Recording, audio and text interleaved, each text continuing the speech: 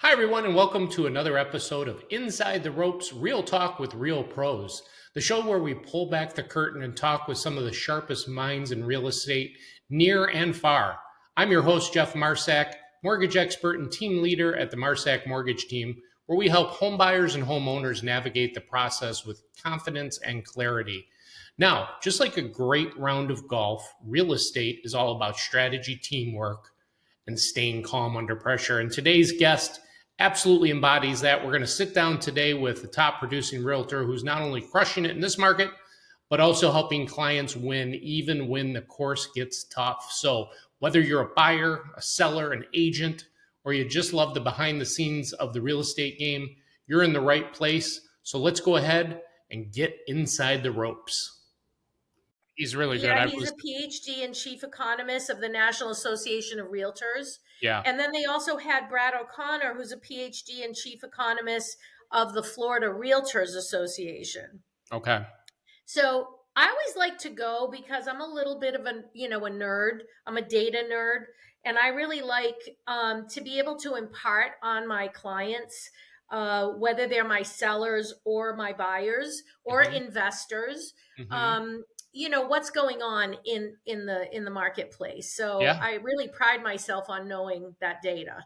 That's great. People love to know that. And they come to you as the expert to want to get that information. So that's awesome that you watch that and learn from that. What are they telling you?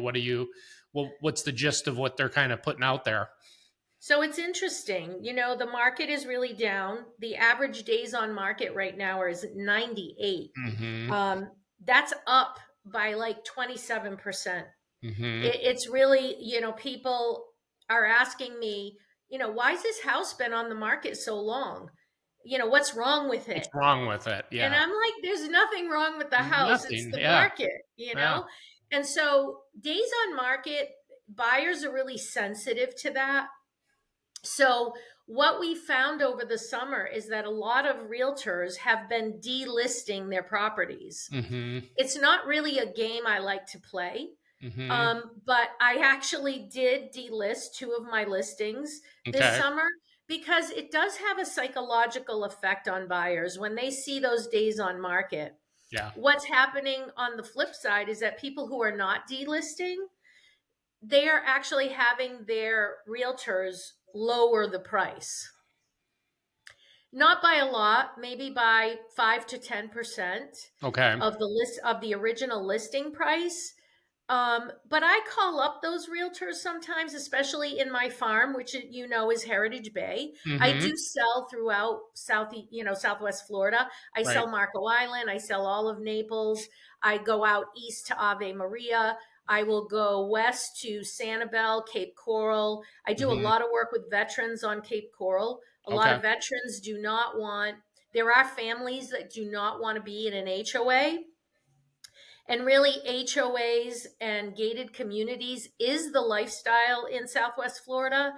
You're seeing it more and more. There are fewer and fewer Florida, old style Florida neighborhoods where you're Mm-hmm. not paying an HOA fee Yeah. and they're not gated. Yeah. So usually I take those people to Cape Coral, which is a great little marketplace, beautiful, single family pool homes. They have a brand new VA hospital there. Wonderful. So it is really a great place for law enforcement, retired law enforcement or veterans. So I do Okay. a lot of work on Cape Coral. Okay. Unfortunately, it is currently experiencing a very low market value right now. In fact, it's the worst value across the nation right now. I thought I saw some Right. articles on that even up here. Yep. So it's been widely discussed in the media.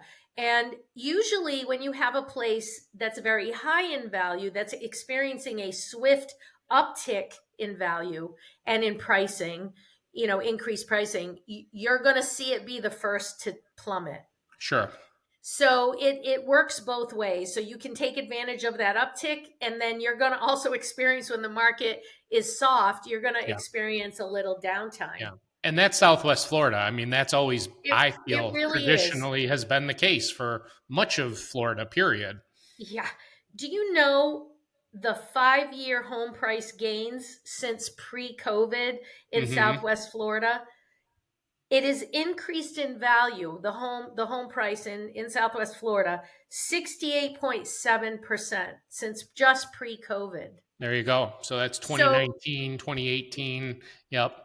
exactly. So what we've experienced is that the homes here were below value for so long. People got used to that. Oh, you can go to Florida and buy a place for $100,000. Hmm.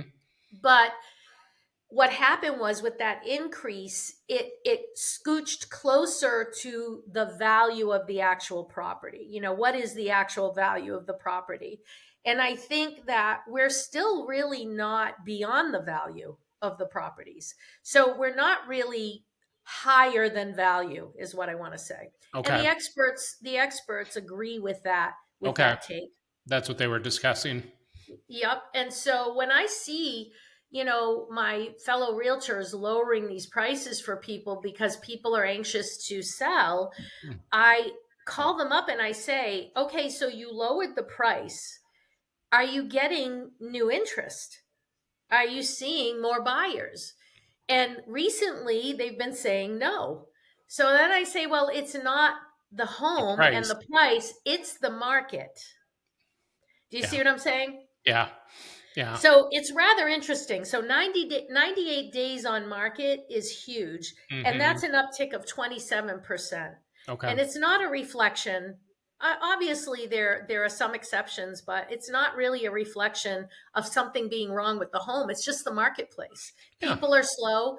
I think there's consumer confidence problems right now. Hmm. I don't really deal that much in the mortgage market Hmm. because 98% of what I sell is Cash. cash. Sure. But even the cash buyers are affected by the interest rates because it's psychological. They're like, oh Yeah. no, the market's going to crash. And Hmm. I don't really see that happening here. And, it is, I think, a factor of inflation too, which is what the economists were saying. They said that 2% inflation is what they really like to Strive see. for. Yep. They try to reach 2%. Yep. And we were almost at 8% the last 2 years. Yeah. 8% inflation. As That's high a as 9. drastic, yeah, Hmm. that's even nine. It was a drastic uptick. And that was in like through 23 and 24, Hmm. right?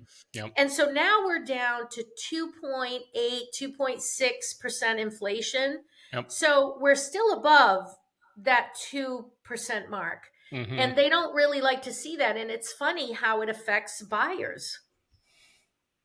So it's an interesting play on how the consumer feels in Hmm. these marketplaces. Yeah. The lovely part about selling in Southwest Florida is that there will always be people who are aging, want to go where it's warmer. I mean, you said yourself, we're in August, and you're at what degree this morning? What temperature? 63 degrees right now. And it's August. Yeah. So by November, if you're an older person, you're going to want to be somewhere warm. You're like, Yeah. oh yeah, the warmth up north wasn't enough for me this summer. It got Uh-huh. cool too quickly. Yep. Yep. I know my husband and I, when we used to have a pool up north, a pool home up north, and we'd officially close it on Labor Day weekend. This That was weekend such coming a up. Yep. sad weekend for us. Yeah. The end of summer, the end of pool season. Yeah. Right. And then you have to, do all the things to winterize, because it's coming. Yeah. And so here we really don't have that. And I don't miss it, to be honest. I really love living in Southwest Florida. And I think my excitement about it really excites my buyers. Yeah. Yeah. You always come off that way when we've talked, that you love where you're at, and that just, that comes out of your language, your body language, and that just helps make people enthusiastic about buying.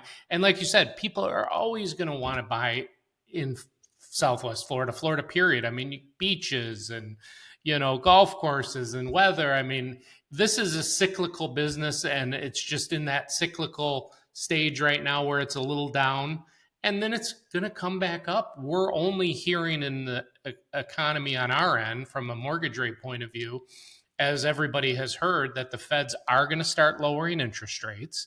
As they do, that's going to start making people less anxious, like you referred to earlier, where they're anxious because of rates being high and inflation being high. Well, that's going to start ticking down. We've already seen it. We're at the lowest rates we've seen this year right now. So we're going in the right direction. September 17th is when the Fed's going to finally supposedly drop rates for the first time in a while, and then hopefully consecutively after that. But we all know that Jerome Powell is going to be out in May at the latest, and we know that the administration is going to put in somebody whose preference is definitely to lower interest rates, and that's just making 2026 look like a potentially really good year for that part of the economy in terms of mortgage rates. And that's going to help just kind of, rise the rising tide thing. As rates go down, people will feel a little more free to spend a little more money, buy more properties, and the market's going to turn again. It always does. I agree.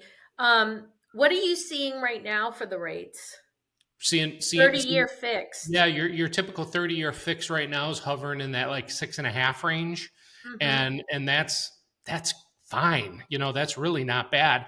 And you can easily see, because at our high water mark, I would say last year we were probably pushing close to 8, and that Yeah. was kind of like, you know, Yeah. no one could fathom that because we had just come out of the twos and threes, and all of a sudden jumped so far. So Yeah. now that we're hovering back to that 6.5, and if you look at the last 40 years, average is around 7. So, I mean, we're not way off, but we still want it lower. I definitely want it lower. And I feel like it's going to get a little lower, not dramatically, but FHA and VA, you can get in a 5 in front of your interest rate Mhm. right now. So that's awesome. So first time buyers, VA clients in particular are able to refinance right now and do the IRRRL loan, the EARL loan, we called it, the interest rate reduction refinance loan. No appraisal, no employment verification, no income verification. They just go from the 7.25 they bought at 18 months ago down to 5.75. That Done. sounds great. Save them money. We're closing one next Wednesday. It's exactly that. He literally just bought 200. We had to wait 210 days from when he closed in order to refinance him, and we're literally waiting right to that 210th day and then saving him a lot of money. So there's still those pockets of programs where the rates are really good, but even the traditional conventional 30-year, yeah, in the mid 6 range right now, which Yeah. is good, real good. Yeah. I mean, I think it's good. I would like to see it go to a straight 5 because I think I could really move a lot of property for people and get people into properties. One of my concerns is that they're really building a lot everywhere, Yes, everywhere. And yes, they're building mostly there's a lot of apartments. And I don't want to see the marketplace go to apartment dwellers. yeah, The it's an interesting thing because the median net worth between owners and renters is like hugely different. gargantuan. And people who are buyers, I talk to them about this all the time because I do deal sometimes with young buyers. Hmm. And I love seeing that. I love Hmm. seeing that because it's a well-known fact that can be, hugely substantiated by data over, 100 years Absolutely. that the way you build wealth is through real estate. It is the number one way to build wealth. Yeah, no question. The data that I got at this economic symposium said that the median net worth between owners and renters in 2025, renters, $10,000. Owners, $430,000. That's Wow. a 3,900% different wealth difference. Hmm. Okay.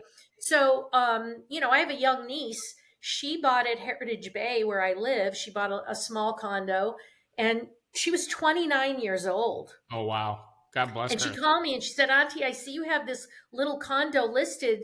I'd like to buy it.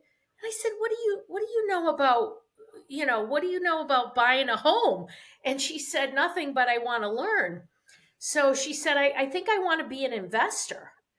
And I said, do you know anything about investing? And she said, no. And I said, I'm going to call your father. And so I called her father and he said, look, she's doing really well. She's making a lot of money.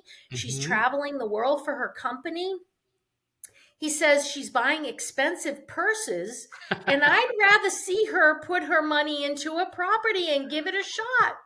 Well, I said, okay, all right. So we negotiated a great deal with my sellers, and she got in, when the market was softer than it is now. Hmm. And she's had her place rented, 99% of the year. Yeah. And she's a homeowner and she's Yeah. experiencing. It's funny because I said to her, you may not be rented every single month. You have to be willing as an investor to pick up those costs Hmm. if you don't have a renter.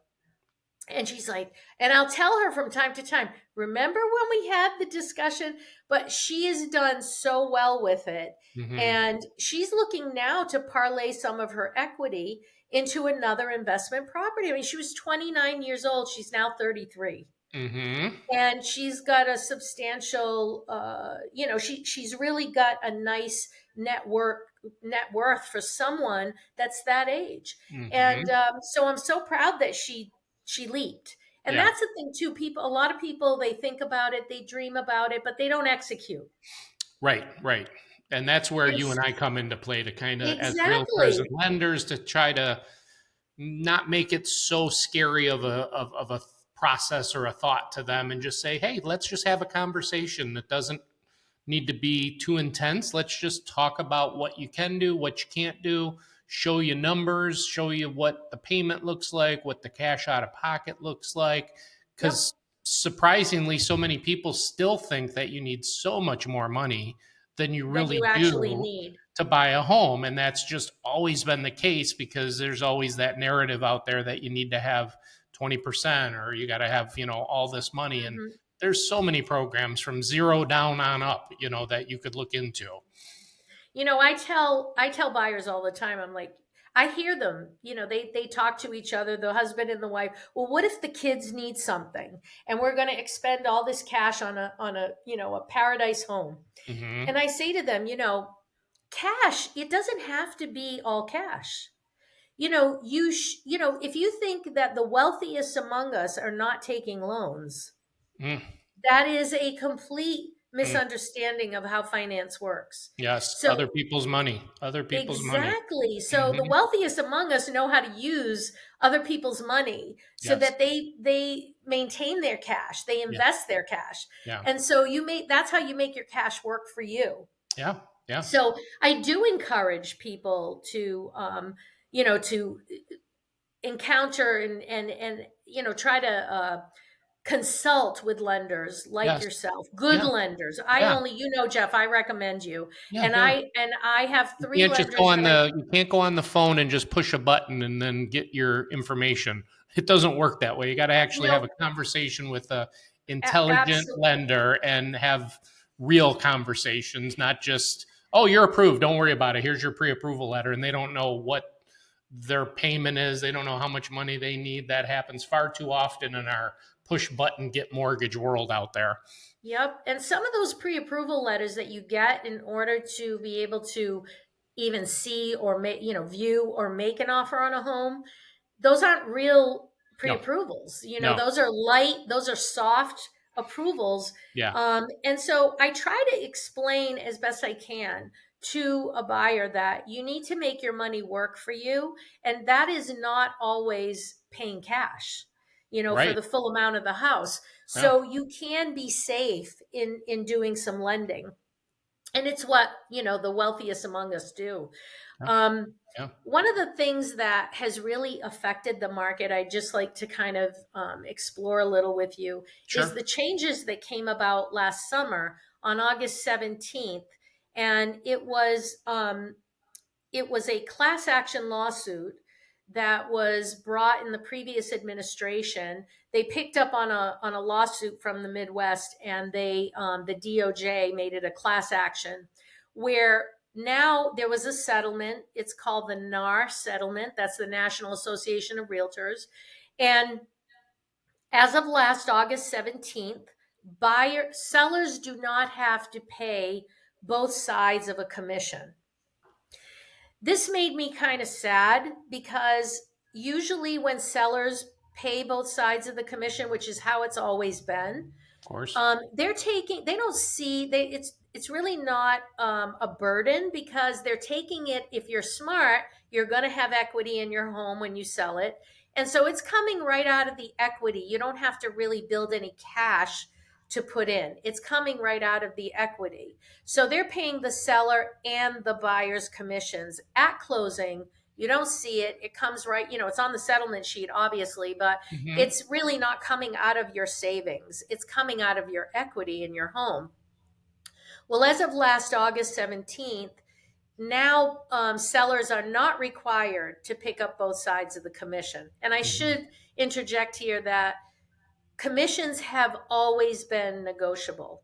I Yes. think a lot of sellers, a lot of buyers, they think, okay, well, it's 3% or it's 4% or 6% overall, so 3% on both sides. Hmm. It isn't. It's always been negotiable, and Always I have negotiable. always negotiated my commissions Yeah. with my sellers and now my buyers. Yeah. The sad part for me is that what this has done is now the burden is on the buyer. So the buyer is bringing the money to the transaction because they're buying the home, they're making the offer. So what it's done is it's cut out a little bit of that lower end market. So a first time buyer, a veteran, and a low income buyer, they are so excited to say, I have saved a down payment. Yay, I can go out and look for a house. Hmm. What's happened now with this new rule, which is nationwide, is that it's like, oh no, now you need, 10, 15, maybe $20,000 more to pay one side of the commission. So what I do is I do it two ways now, because I don't think it's good for anybody that the bottom part of the market is cut out. People should, new home buyers, first time home buyers like my niece, you should be able to, buy a home and start accumulating that wealth that comes from owning home and equity in a home. So I don't think that's good for anybody that the bottom part of the market is suffering because of this. So what I've tried to do in my practice of real estate is I talk to my sellers about it. And I say, would you continue to do business the way it was done before? I will negotiate my commission with you, and let's land on a commission that you're willing to give the buyer's agent. Hmm. Both. So Yes. this takes the burden off the buyer. Yes. Okay. Yes. The other way I do it is I say, okay, if I have a seller that's really not wanting to give the buyer's agent's commission, I leave it open ended and I say, okay, will you accept if a buyer's agent puts that in their offer, that you will pick up, X, Y? That's part of the negotiation. Yes, it is. Yeah. And so, to sell a home, if that's going to help, move the transaction along, that's how I do it. I try to manage it upfront, manage my clients both on the seller side and the buyer side, so that they know that I'm working for them. I'm negotiating these things for them so that they can get into a home. Yeah. Yeah. Have you found that you've run into any sellers who are adamant that they won't pay I've for the had buyer's agent? one out of six who do not want to pay it. And I'm like, well, what if you got an offer and it was written into the offer? And if it's a good offer, You're why netting wouldn't you out. do You're that? You have netting out with. equity. Why Yeah. wouldn't you do that? Yeah, Yeah. you're not going to sell your home if you don't help out a little. That's Yeah. how it is. It's a negotiation process. And Yeah. so you have to compromise, and you have to prepare your sellers and your buyers for that. But And that we. was what happened last year. And Right. that was a little more, that wasn't how it worked before. No. No. No. as a So people, yeah, so buyers have been, um, it's been difficult for buyers to wrap their heads around that. we're finding that buyers don't even know about that. It doesn't even seem to come up that they could be required to pay the buyer commission. And that's because, and it's probably a local thing depending on different states and communities around the country, but um, we have not run into one buyer who's had to pay the commission to the buyer's agent. Excellent. It's just written into the contract. Every contract now that every broker has seems to have it spelled out pretty clearly, unlike prior to the settlement, where now it's a little more specified, which maybe isn't a bad thing because it's just more transparent, but it clearly shows here's what the commission is and the seller's paying it. And you Hmm. put that in with your offer, the listing agent reviews it with their seller. And as long as, again, if the net out's enough that the seller's happy with it, well, we're all happy then. Why are you going to have any issue with paying that commission? You got what you wanted out of it. If you want to negotiate anything, I am seeing commissions, unfortunately, are dipping down a little bit. I'm seeing the days of the six aren't as much as the days of the 5 to 4.5s, because for whatever reason, I don't know if it's just the way the market is right now or if it has anything to do with the settlement, but I feel like that levels come down a little bit, and a lot of them I'm seeing because my realtor friends, as you are buyers agents, and they're not happy, a lot of times because they're like, man, they're only paying 2% on this thing, and that's frustrating, especially when the listing agent takes 3 and the buyer agent gets 2. They're not happy when that happens. And I don't blame them because that doesn't seem very fair a lot of times to, pay the buyer's agent less than what the listing agent's getting. I agree. I mean, real estate agents, we work really hard. Oh, yeah. Tell you, I have had since I've been doing this now for 6 years. I was a lawyer for 30 years, a Yep. banking lawyer in the C-suite for 30 years. Yep. My husband and I were early retirees, Mm-hmm. and my husband was not well. He has a condition. And so we were 57 and 58 when we retired Mm-hmm. to Florida. And paying out of pocket health care was obscene, Mm-hmm. obscene. And so my husband said to me, we need to stop the bleeding. We're only 57 and 58. If we Yeah. live till 90, what's going to happen? Yeah. So he said, you have always made great decisions with our real estate. And my husband and I'm grateful to be able to say we have never lost money on our real estate, Mm-hmm. because you really do have to be very savvy as to timing, what Mm-hmm. kind of home you're buying. I think a lot of people overextend themselves. So we never overextended. We always lived within our means, with an eye on retirement savings and things like that. So you have Mm-hmm. to be wise, and you have to have a good agent that's advising you well and Yes. not trying to push you into something that you're really going to be stretched. So I think those are all factors. But one of the things was, he said, you could really impart a lot of value to people looking for real estate in the Yeah. Southwest Florida market, because it is a very different market than the rest of the United States. Mm-hmm. And so it's a very, active older person living, 55 and older. It's very active here. I'm busier here than I was when I was living up north. I really am, with social commitments and business commitments. And so, my husband said, you could really help people. So that's what got me into the business. Wonderful. And I have never had such a high opinion of real estate agents as I do now, because I will tell you, I work like 24 hours a day. I Right. can be in bed with my husband snoring next to me, and I'll get a text message and I'll respond. Yeah. And I was telling my company lawyer this, who I'm great friends with, and I was saying, I was responding to this guy at midnight, and he said, you respond to clients at midnight? He said, you should not do that. You're tired. You might say something you shouldn't.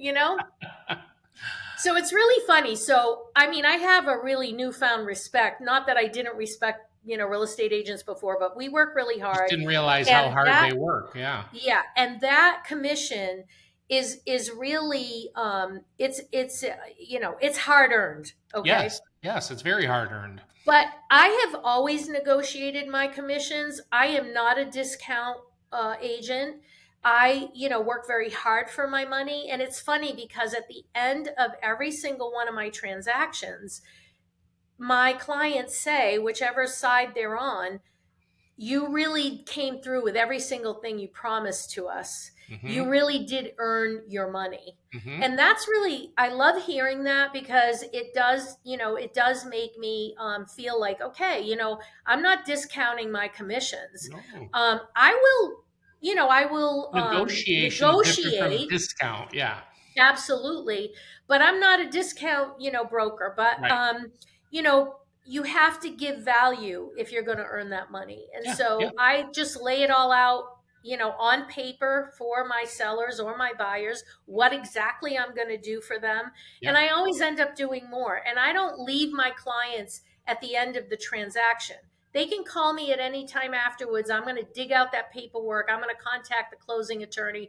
I'm going to get them whatever they need, even long after. Long after a buyer's purchased their home. Oh, we need an electrician. We need this or that. I have excellent, well vetted vendors. Rolodex. So Yeah. these things are all of value to people who are in the Yeah. marketplace. Yeah. So Especially if they're out of state buyers and absolutely, you're there in Florida exactly. and they're up in Minnesota.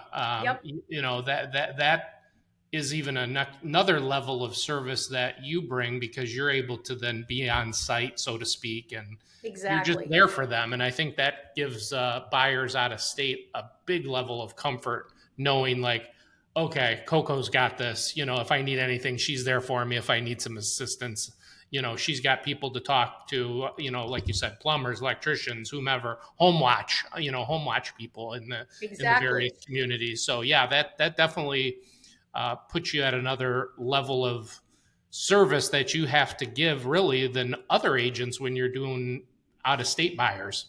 Yeah. Some agents, they know the deal is done and they're out. And in a lot of ways I can't blame them. It is a lot of work to sort Hmm. of stay engaged with the clients, but I've been very lucky because every single one of my clients has referred me at least 3 valid sales. There you go. So even if I were to discount a commission on the front end, I'm gaining it back in their referrals. So I that's how I look at my end of the business, Hmm. and it's worked for me, and I'm very grateful for the business. I will tell you, I started being a professional with a career in my 20s. I left high school, went to college for 2 years, didn't really know what I wanted to do. I became a hairstylist. Hmm. I left college after 2 years, much to my parents' chagrin, because I was always a great student. And I became a hairstylist. I ended up owning 2 salons through my 20s. Oh, okay.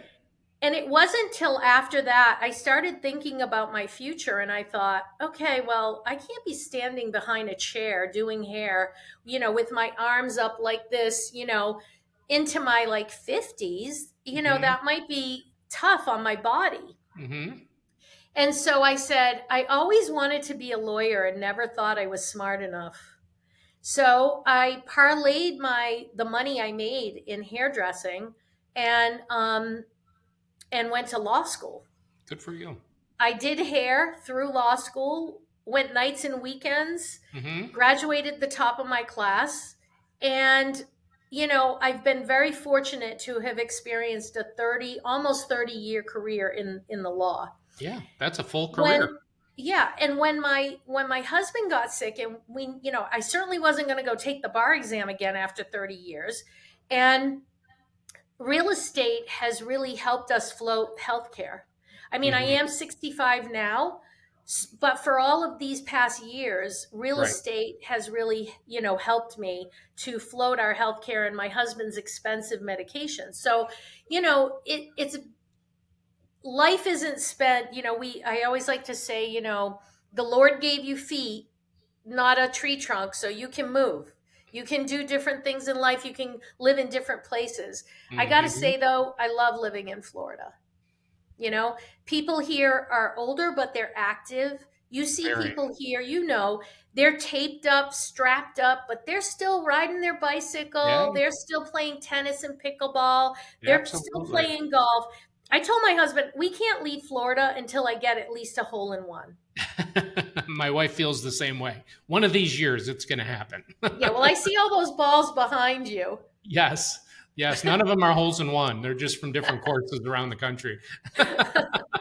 But we'll get there. But no, you're right. I mean, there is something about um, the vibe I always pick up from when you're in Florida, when we're in Heritage Bay, and I find that it's hard to find anybody in a bad mood. You know, everybody always seems like they're in So true. a very good mood. Yeah, and that type of feeling just resonates throughout the whole community and throughout the whole cabana, and everywhere you're at, everybody just seems to be in a good mood. Whether you're on the golf course and struggling or not, you're still going, man, this is all right. I'm glad I'm here and living my best life. So It that's doesn't hurt either that it's absolutely visually beautiful. beautiful, beautiful, beautiful. You I know, the can't wait. wildlife and the Oh, trees and the flowers and the color. yes. It's really magnificent.